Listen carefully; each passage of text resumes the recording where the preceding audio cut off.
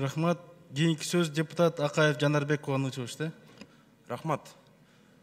Бұл маселеде мен бардық күч органдарын абдан дыкат иштөөгө, шашпоого жана эч кандай кымындайдагы шек жаратууга негиз бербей иштөөгө чакырат элем да. Анткени азыр шашып кетсек, кийин дагы көп суроолор жаралышы мүмкүн. Бул жерде эч кандай саясий боек, саясий оппоненттерге багышталбай, бир гана мыйзамдын, адилеттиктин, калыстыктын алкагында болуш керек деп ойлойм.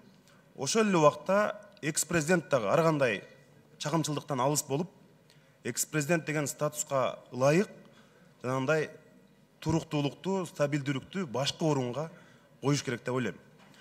Өткөндө мен ушул жерден трибунадан эмне үчүн Түштүк Кореяны мисал келтирдим.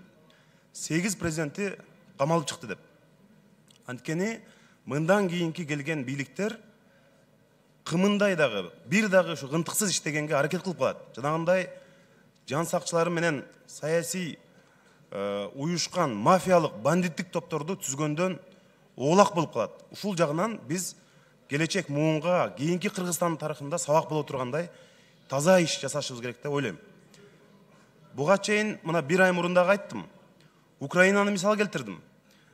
Украинанын мурдагы президенти Януковичтин жашаган резиденциясы, хан сарайы, анын керек болсо жанагы улуу сөздө уят жок, унитазы алтындан экени. Ошонун бардыгын азыр Украинада коррупциянын символу катары музей кылып алды. Туристтерди тартып атат.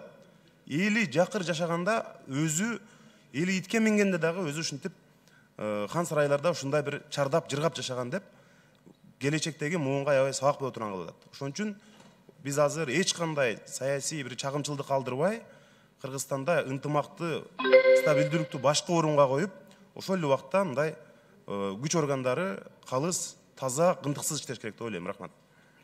Жанарбек Кубанович, рахмат. Биз негизи жазык процесстик кодекстин ичинде гана мыйзам чегинде кылмыштын тергөөсүн алып барабыз.